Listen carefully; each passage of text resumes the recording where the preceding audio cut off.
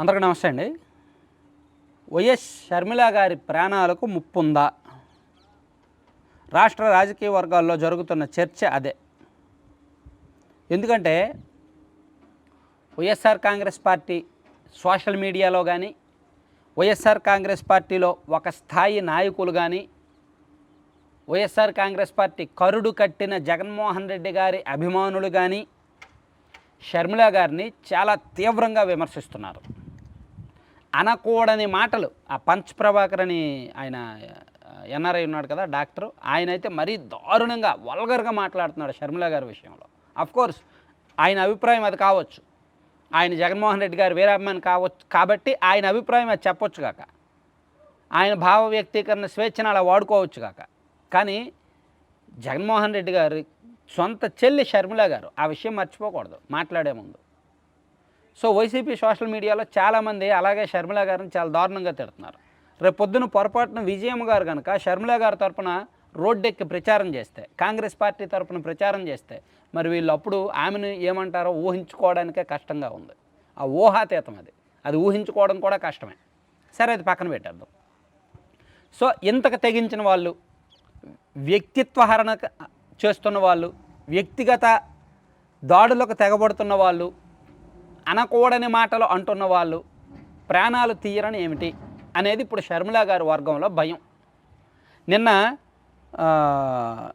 కాంగ్రెస్ నాయకులు అదే ఆందోళన వ్యక్తం చేశారు. అలాగే టీడీపీ నేత అయ్యన్న పాత్రుడు గారు అదే చెప్పారు, షర్మిల గారి ప్రాణాలకు ముప్పు ఉంది అని. అలాగే ఈరోజు ఆయన రఘువీరారెడ్డి గారు, పిసిసి మాజీ అధ్యక్షుడు, మాజీ మంత్రి, ఆయన కూడా ఈరోజు అదే పాయింట్ చెప్పారు. షర్మిల గారి ప్రాణాలకు ముప్పు ఉంది కాబట్టి షర్మిల గారికి అర్జెంటుగా 2+2 గన్మెన్ కేటాయించాలి, 24 hours షర్మిల గారికి సెక్యూరిటీ కల్పించాలి, ఆమెకు ఏదైనా సరే ఈ ప్రభుత్వానిదే బాధ్యత అని ఆయన కూడా డీజీపీ గారికి విజ్ఞప్తి చేశారు, ప్రభుత్వానికి విజ్ఞప్తి చేశారు. అలాగే ప్రభుత్వ పెద్దల మీద విమర్శలు చేశారు. అంటే అంతవరకు వెళ్ళరు, అంత ఒక తెగించరు అని ఉండొచ్చు, కానీ ఏమో పుట్టుకున్న చెప్పలేము. ఇప్పుడు 2019 ఎన్నికలకు ముందు ఇంట్లో ఒక ఆయన్ని చంపేసి నారాసుర రక్త చరిత్ర అని ప్రచారం చేశారు. సో అది కొంతమంది నమ్మి సింపతి చూపించి ఓట్లు వేశారు. కానీ ఇప్పుడు నారాసుర రక్త చరిత్ర కాస్త రివర్స్ అయింది. సిబిఐ కానీ అక్కడ జరిగిన దర్యాప్తు కానీ ఆ ఫ్యామిలీ వాళ్ళే ముద్దాయిలుగా తేల్చి కొంతమందిని అరెస్ట్ కూడా చేసింది. ఇప్పటికి జైల్లో మగ్గుతున్నారు వాళ్ళు.